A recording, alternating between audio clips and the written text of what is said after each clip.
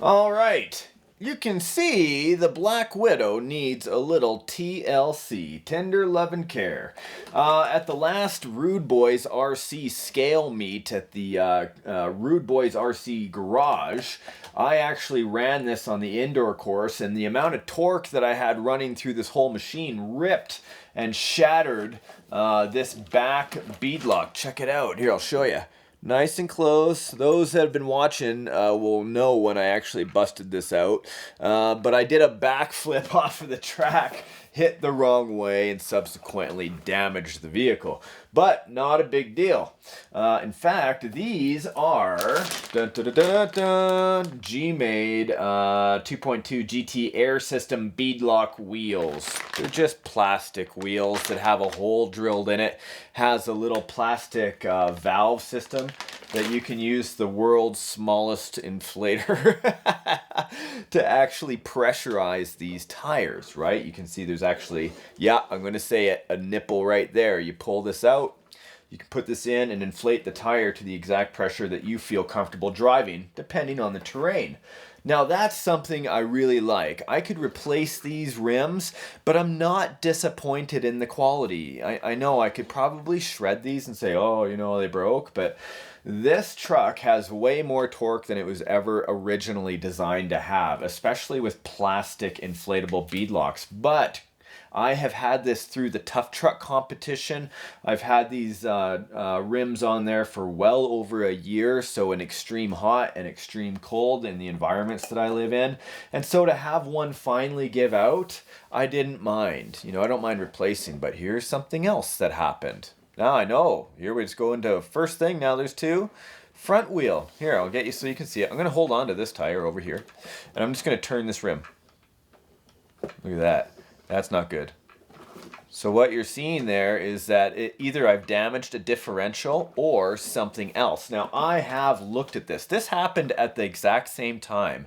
And truly it's because I run a 3-cell LiPo on the inside. It's a Gens Ace. What's the output on it? 40C. So quite a bit. 3-cell power with the Tekin RX8 in the top as an ESC, so the brain. As well, I think I have a Pro 4 motor in there with a really high kV rating. So, you know, the amount of power that's here, I'm not surprised I broke something after a year. Now, enough blathering on. I'm talking and I should be working.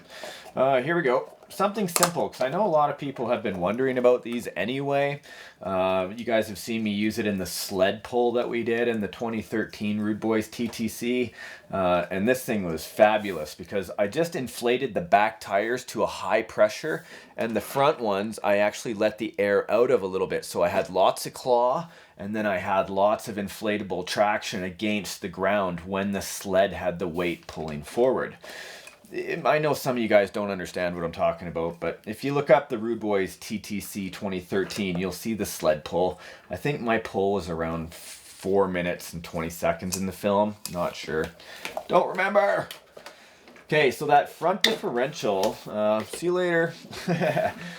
This actually is just a broken rim. I thought it was a differential brake, but from what I see, we're using fairly strong 12mm hex adapters on the back. I'll show you.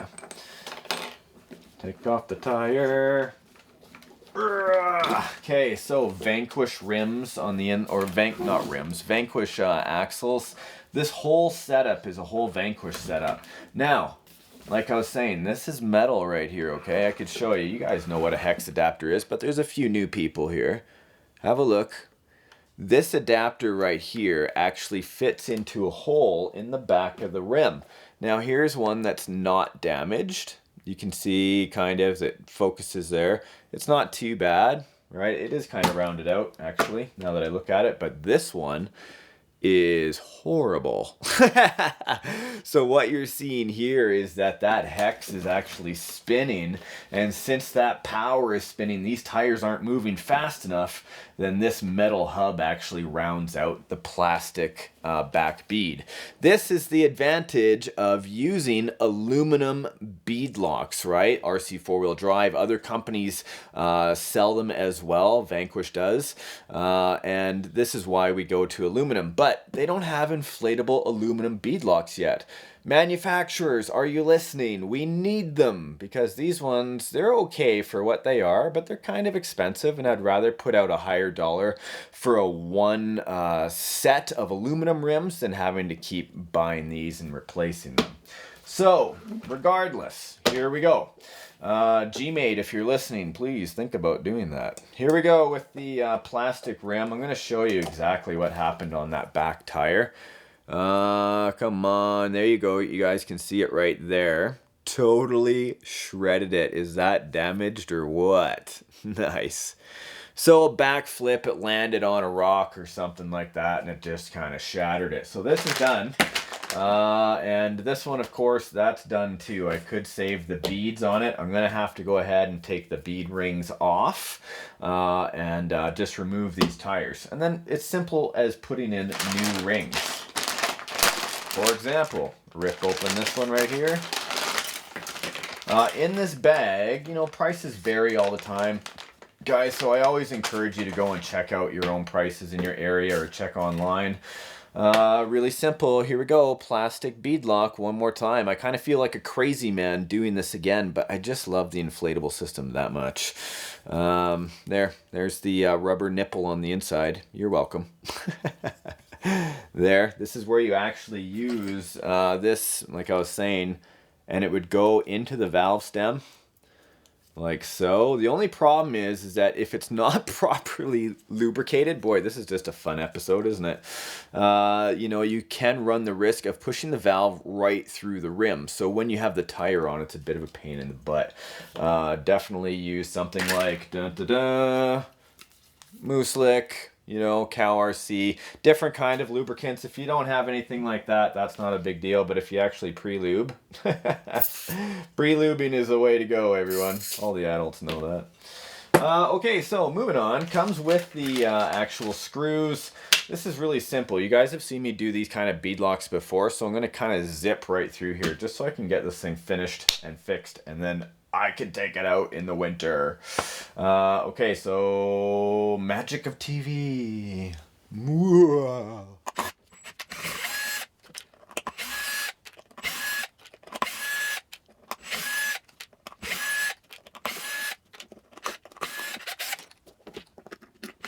I throw you to the ground. Not as climactic as I would have liked.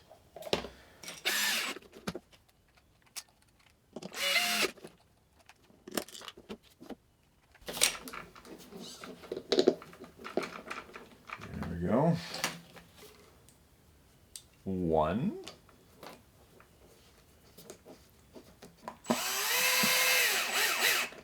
Still doing the star pattern, and yes, I moved to the other side. Good, so now the rims are basically fixed and replaced. Didn't take too long. It's a nice quick fix, but I know some folks are kind of intimidated or wanted to know more about these G-Made air-filled rims. You know, now you got a general idea. I still use them. I like them. On the Black Widow for sure. Now, this front tire, what kind of pressure we got? Well, these are actually really close. And so are these. I could pump these up right now, but I'm not actually going outside at this moment. So I'm not going to do that. I don't like to leave too much pressure in these tires when they're just sitting there. And I'll tell you, you can see there's quite a bit of pressure in there already. This is a little bit low for my cold driving conditions right now, because if I go outside, the air will shrink even more and it'll get even flatter. So I would give this a couple of blasts of air before I went out, but in the hot summertime or springtime, or people where you live when it's much warmer, man, these things will crawl rocks and grip like crazy. Hey, it just flexes right around stuff as it moves, especially if you're bashing. You know, this rig is fairly heavy. We lowered the center of gravity, and it has a lot of beautiful roll before it starts to flip, even though that can be a problem because of centrifugal force as you go around a sharp corner. But I'll tell you, with suspension and flat tires, you give yourself quite a bit of leniency in braking. So there you go, guys. I hope that helped. G-Made air-filled rims. I've been using them for about a year on this. See you guys later.